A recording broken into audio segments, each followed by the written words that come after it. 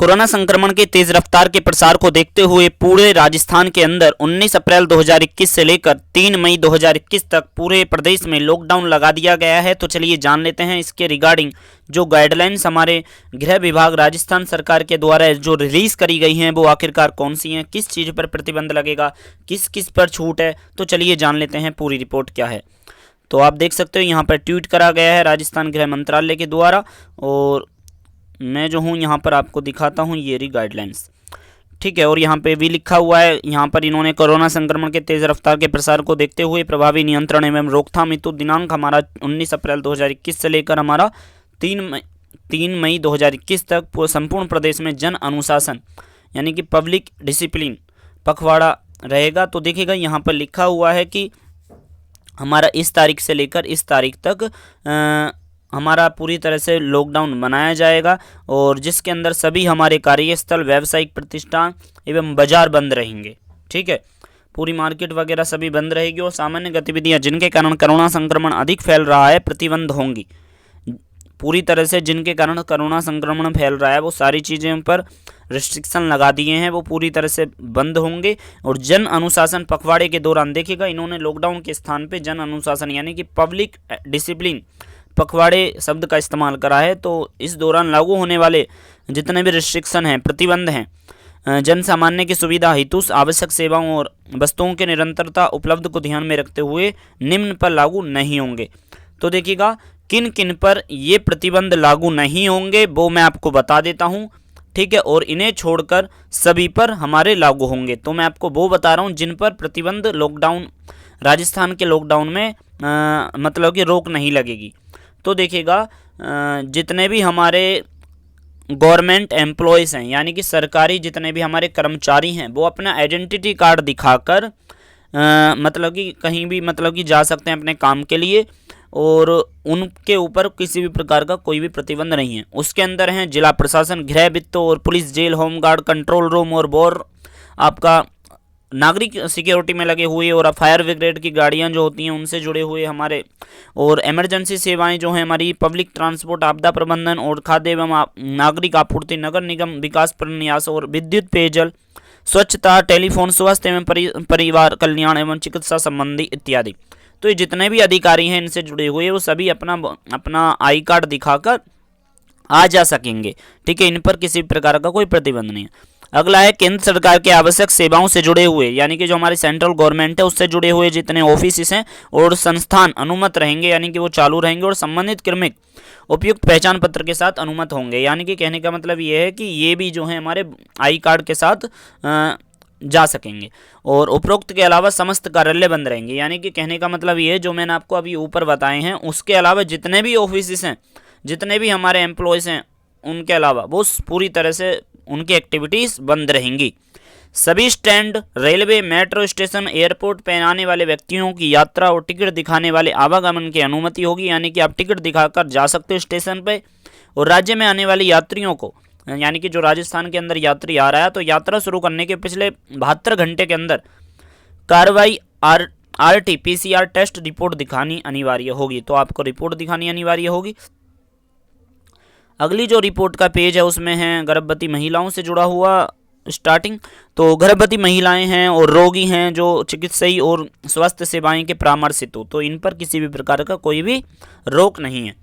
और सभी निजी जितने भी हमारे प्राइवेट हॉस्पिटल हैं, प्राइवेट डॉक्टर्स हैं और लैब और उनसे संबंधित कर्मिक, और वो पूरी तरह से अपना आई कार्ड दिखाकर आ जा सकेंगे। और जैसे डॉक्टर, नर्सिंग स्टाफ, पैरामेडिकल और अन्य चिकित्सा स्वास्थ्य सेवाएं, इन पर किसी भी प्रकार का कोई प्रतिबंध नहीं होगा।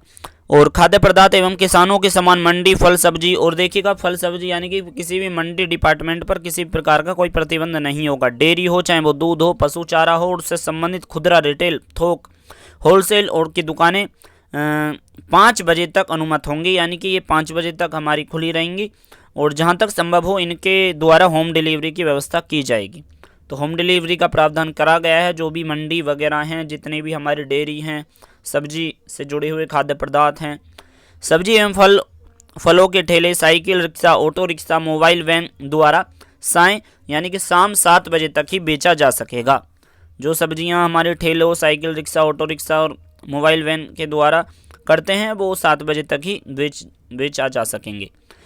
अगला पॉइंट है अंतर्राज्य एवं राज्य के अंदर आने वाले माल जो ट्रांसपोर्ट करते हैं उन पर करने वाले भार वाहनों के आवागमन, माल की लोडिंग एवं अनलोडिंग तथा अन्य कार्य के लिए नियोजित व्यक्ति राष्ट्रीय एवं राज्य मार्गों पर संचालित ढाबे और हमारे वाहन रिपेयर की दुकानें अनुमत होंगी। यानी कि ये सारी चीज़ों पर किसी प्रकार का कोई प्रतिबंध नहीं होगा। जो ट्रक वगैरह लोडिंग वगैरह करते हैं, जो हमारे उससे जुड़े हुए जो हमारी मरम्मत करते हैं ट्रक वगैरह की, तो वो सारी चीज़ें मतलब कि जो हमारे हाईवे पर दुकानें हैं, ढाबे हैं, वो पूरी तरह से हमारे खुले रहेंगे।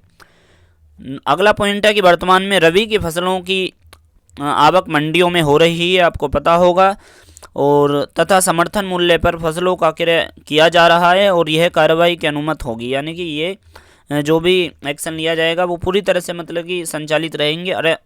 अतः ऐसे केंद्र पर भी कोविड उपयुक्त व्यवहार की पालना सुनिश्चित की जाएगी। तो यही है कि वहाँ पर भी हमारे कोविड सोशल डिस्टेंसिंग पूरी तरह से माननी होगी, किंतु कृषक का मंडी पहुँचने तथा यानी कि किसानों का मंडी पहुँचने एवं वापस जाने के अलावा मंडी परिसर से बाहर आवागमन पूर्णतः प्रतिबंध होगा। ठीक है, यानी कि मंडी परिसर से जो मंडी का कैंपस है उसके अगर बाहर आप जाते हो तो उस पर पूरी तरह से रोक लगा दी है और किसानों के ऊपर, और साथ ही किसानों को मंडी जाते समय अपने माल का सत्यापन यानी कि वेरिफिकेशन और वापस जाते हुए बिक्री की रसीद बिल का वेरिफिकेशन कराना अनिवार्य होगा।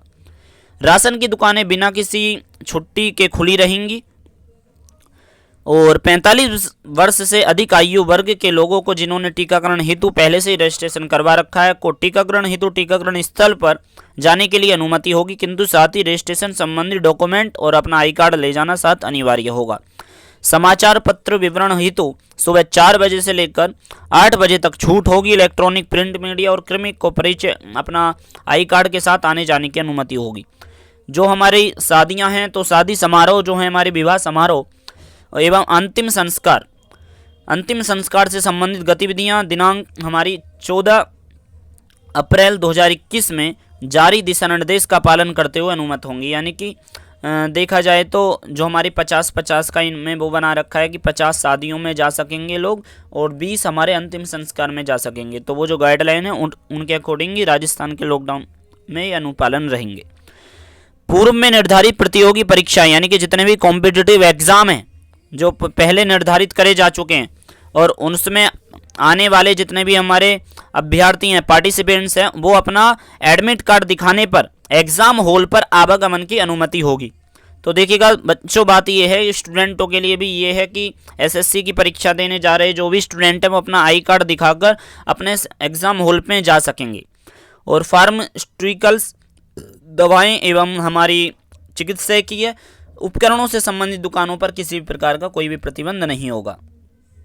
दूरसंचार, इंटरनेट सेवाएं, डाक सेवाएं, कोरियर सुविधाएं, प्रसारण और केबल सेवाएं, आईटी और आईटी संबंधित सेवाएं पर किसी भी प्रकार का कोई भी प्रतिबंध नहीं होगा, किसी भी प्रकार की कोई रोक नहीं होगी। बैंकिंग सेवाएं हेतु बैंक, एटीएम एवं बीमा कार्यालय यानी कि बैंकिंग सेवाएं से जुड़े हुए जो हमारे बैंक हैं और एटीएम एवं बीमा कार्यालय, ये इस पर किसी भी प्रकार का कोई प्रतिबंध नहीं है, बैंक वगैरह सब खुले रहेंगे।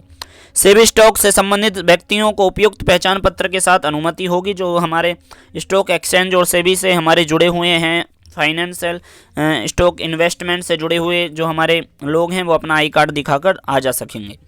भोजन सामग्री और हमारा फार्मास्यूटिकल्स, चिकित्सकीय और उपकरण आदि सभी आवश्यक वस्तुओं का ई कॉमर्स के माध्यम से वितरण किया जा सकेगा। और हमारा प्रोसेस्ड फूड और मिठाई व जो हमारी मिष्ठान की दुकान है, रेस्टोरेंट द्वारा होम डिलीवरी रात 8 बजे तक ही रहेगी। ठीक है, जितने भी हमारे रेस्टोरेंट हैं, चाहे वो डोमिनोस हो वगैरह वगैरह, वो सारी चीज़ जो है हमारी रात 8 बजे तक ही उनकी होम डिलीवरी हो सकेगी। इंदिरा रसोई में भोजन बनाने वाले और उसके वितरण का कार्य रात्रि 8 बजे तक कोविड गाइडलाइंस के अनुसार जारी रहेगा। राष्ट्रीय ग्रामीण रोजगार गारंटी योजना एवं अन्य ग्रामीण विकास योजनाएं के अंतर्गत काम करने वाले श्रमिक पर किसी भी प्रकार का कोई भी प्रतिबंध नहीं होगा। LPG, petrol pump, CNG, petroleum एवं गैस से संबंधित खुदरा, रिटेल, थोक आउटलेट की सेवाएं रात 8 बजे तक जारी रहेंगी और कोल्ड स्टोरेज एवं वेयर हाउसिंग सेवाएं पर किसी भी प्रकार का कोई भी रोक टोक नहीं है। निजी सुरक्षा सेवाएं जो हमारी प्राइवेट सिक्योरिटी सर्विसेज हैं इस पर किसी भी प्रकार का कोई भी प्रतिबंध नहीं है। समस्त उद्योग और निर्माण से संबंधित इकाइयों में कार्य करने की अनुमति होगी। जितने भी हमारी इंडस्ट्री हैं, मतलब कि फैक्ट्रीज डिपार्टमेंट हैं और निर्माण संबंधी जो PWD कैटेगरी से जुड़े हुए जो काम हो रहे हैं उस पर कार्य करने की अनुमति होगी, जिसमें कि श्रमिक वर्ग का पलायन रोका जा सके। यानी कि आपको पता होगा कि ज़्यादातर हमारे फिर कर्मचारी हैं वो एक राज्य से दूसरे राज्य चले जाएंगे अगर उन पे काम पे हम रोक लगा देंगे। संबंधित इकाई द्वारा श्रमिकों को यानी कि जो मजदूर हैं उनको अधिकृत व्यक्तियों द्वारा यानी कि जो ऑफिशियल व्यक्ति हैं, जो मालिक हैं उनके, जो कंस्ट्रक्शन का काम कर रहे हैं, कुछ भी हो सकता है वर्क, उससे जुड़े हुए जो व्यक्ति हैं जो करवा रहे हैं आपसे काम, तो उनके द्वारा रिलीज़ करा गया आपके पास आई कार्ड होना चाहिए और आई कार्ड जारी किया जाए और जिससे कि आवागमन में सुविधा हो। ठीक है, यानी कि आप आ जा सको, जितने भी हमारे मजदूर वर्ग हैं वो। और संस्थान को अधिकृत व्यक्ति के हस्ताक्षर द्वारा विवरण जिला कलेक्टर कार्यालय में प्रस्तुत करना होगा। यानी कि कह रहे हैं कि जो हमारा ऑफिस या मैं यूँ कहूँ जो जितने भी वर्कर हैं उनके जो मालिक हैं वो अपने जिनके आई कार्ड बनाएंगे तो वो हस्ताक्षर करवा के और हमारे जो डीएम हैं उनको समक्ष उन्हें प्रस्तुत करना होगा और सरकार द्वारा अनुमत होंगे। यानी कि सरकार के जितने भी हमारे वो हैं वो सारी चीज़ वर्क रहेगी सरकारी। और जिला कलेक्टर, मजिस्ट्रेट और पुलिस द्वारा स्थानीय आवश्यकता के अनुसार प्रतिबंध लगाए जा सकते हैं। इसके अलावा और लगाए गए प्रतिबंधों में स्थिरता प्रदान की जा सकती है, यानी कि छूट भी थोड़ी दी जा सकती है, ऐसी बात नहीं है। और उक्त निर्देशों का उल्लंघन करने पर IPC की धारा 188 के कानून के प्रावधान के अंतर्गत कानून प्रावधान जो लागू होगा, उसके अलावा आपदा प्रबंधन अधिनियम 2005 की धारा 51 और 60 के राजस्थान महामारी अधिनियम 2020 के अनुसार कार्रवाई सुनिश्चित की जाएगी। तो आप उल्लंघन बिल्कुल मत करिएगा। और फेस मास्क पहनना आवश्यक निवारक उपाय है और इसे मुख्य आवश्यकता को लागू करने के लिए सार्वजनिक और कार्यस्थल पर चेहरे पर मास्क नहीं पहनने वाले व्यक्तियों पर नियमानुसार जुर्माना लगाने की कार्रवाई होगी। और जो पहले गाइडलाइंस रिलीज की गई हैं दिनांक हमारी 31 मार्च 2021 और हमारा 4 अप्रैल 2021 और हमारा गाइडलाइंस जो रिलीज़ करी गई हैं 9 अप्रैल 2021 और 14 अप्रैल 2021 वो हमारी ज्यों के त्यों रहेंगी। तो यही थी राजस्थान लॉकडाउन से जुड़ी हुई पूरी की पूरी गाइडलाइंस। और किसी अपडेट के लिए, राजस्थान के किसी भी अपडेट के लिए आप हमारे इस चैनल को सब्सक्राइब करना ना भूलें। तब तक ले दीजिएगा हमें इजाज़त। Thank you.